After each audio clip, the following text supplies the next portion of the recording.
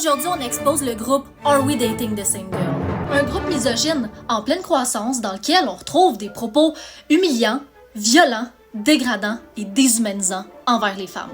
Une coupe de verre puis elle s'écarte à n'importe qui. Elle sent le poisson. Si elle se prend pour un chien, croyez-moi les boys, son chien la fourre. Femme très toxique, profiteuse et plus solidement de la chatte. Sympathique, mais tu scores le premier soir. Faudrait que je l'essaye pour te dire si elle est bonne pour toi. T'as la fourre puis ça sent le plastique chauffé, je suis sûre.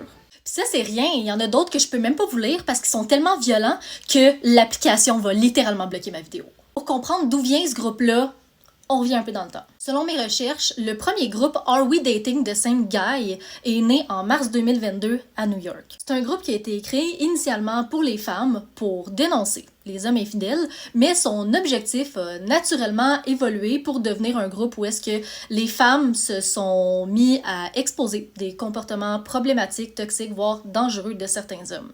Le nom du groupe et l'idée a été repris, puis il y a des groupes Are We Dating the Same Guy qui se sont mis à ouvrir un peu partout à travers le monde, dont ici au Québec. Selon mes recherches, le groupe Are We Dating the Same Guy avec le plus d'abonnés au Québec a été ouvert en décembre dernier. Ce groupe-là, il reprend vraiment bien les codes classiques des Are We Dating the Same Guy. C'est-à-dire que c'est un groupe qui se veut vraiment un safe space, un lieu de solidarité féminine qui est là essentiellement pour protéger les femmes envers des hommes qui pourraient être abusifs, harcelants, infidèles, des manipulations, de la violence psychologique et ou même physique ou sexuelle. L'administration puis la modération du groupe est vraiment stricte.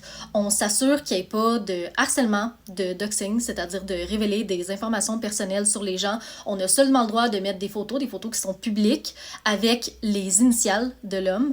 Puis aussi, on a un ensemble de règles à respecter pour s'assurer de faire tout ça dans la bienveillance. Mais bon, bien que les intentions de ce groupe-là sont quand même légitimes, c'est vrai que ça reste quand même assez controversé parce que ça laisse place à certaines dérives. Puis il y a des hommes qui, avec des bonnes raisons, des fois moins, ont dénoncé l'utilisation de cette page-là pour exposer certains hommes avec des comportements problématiques.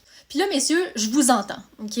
Je vous entends, j'entends vos insécurités par rapport à ce groupe-là, mais je veux juste vous dire qu'après cette vidéo-là, j'espère vous entendre aussi fort, sinon plus, en fait, j'espère plus, par rapport à Are We Dating the Same Girl? Parce que là, ça part. Are We Dating the Same Girl, c'est une réponse directe au groupe Are We Dating the Same Guy? Mais alors que l'objectif du groupe originel était très clair, c'est-à-dire essentiellement protéger les femmes, le groupe Are We Dating the Same Girl, l'objectif est vraiment pas clair. Les administrateurs, modérateurs sont au mieux laxistes, au pire, ils s'en contrefoutent. On retrouve ni règles de conduite, ni pénalité ou répercussions pour les personnes qui exposent, qui harcèlent ou qui ont des propos haineux.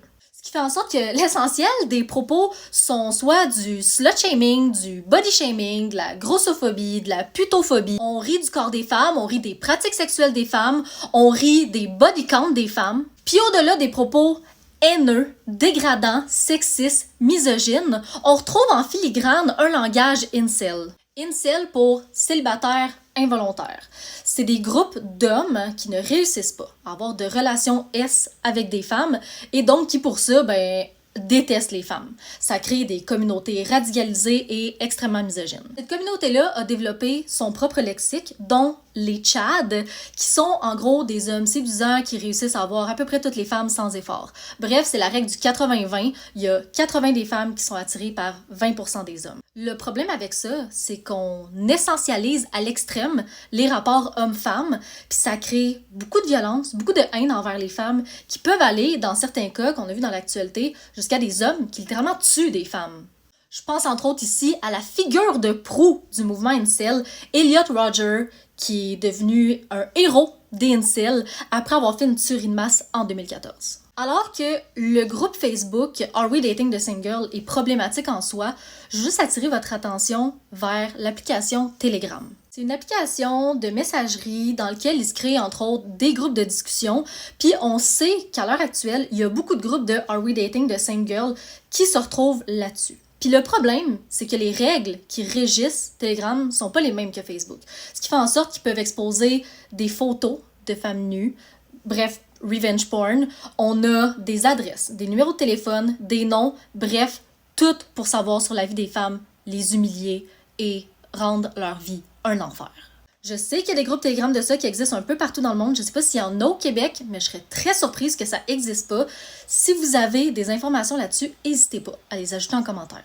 Bref, je pense que ce qui est important à retenir, c'est que on vit dans une société dangereuse pour les femmes. Les violences envers les femmes sont surreprésentées dans tous les types de violences. La scène du dating est littéralement un lieu dangereux pour les femmes. La réalité dans laquelle on vit, c'est que refuser les avances d'un homme, ben, ça peut nous mener à être stalké, à être harcelé, à vivre un paquet d'abus, voire de violence. Non, je suis désolée, il n'y a pas d'égalité au niveau homme-femme quand on parle de dating. Parce que, alors que la plus grande peur d'une femme, quand elle date, c'est d'être agressée, voire d'être tuée, ben, la plus grande peur d'un homme, c'est que la fille, ce soit un catfish. Puis attention, je suis pas en train de dire que les hommes vivent pas de problèmes en lien avec le dating. Ce que je suis en train de dire, c'est que la nature de ces problèmes-là est crissement pas la même. Puis les femmes, qu'est-ce qu'on a pour se protéger?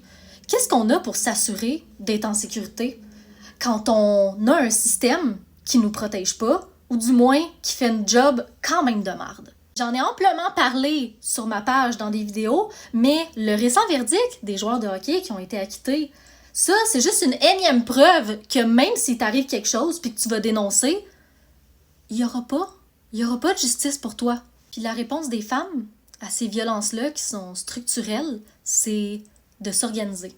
C'est de se développer des outils. Certes imparfaits, mais dont l'objectif est extrêmement important, c'est-à-dire de se protéger, de se mettre en sécurité, de dénoncer, pour réduire les possibilités qu'il arrive quelque chose de grave. Alors que les femmes s'organisent en créant un groupe pour se protéger, la manosphère contre-attaque en disant que ben c'est légitime, les femmes aussi font un groupe comme ça. Mais la grosse différence du groupe qu'ils ont créé, ben c'est pas de se protéger, c'est de surveiller, de contrôler et de punir les femmes. Les femmes inaccessibles, les femmes libres, les femmes qui décident d'avoir des relations intimes avec d'autres hommes qu'eux. J'ai fait beaucoup de recherches pour cette vidéo-là. J'ai été lire des articles dans d'autres pays. J'ai essayé de voir qu'est-ce qui se disait au Québec, qu'est-ce qui se disait sur Reddit. Honnêtement, j'ai vraiment pas trouvé grand-chose.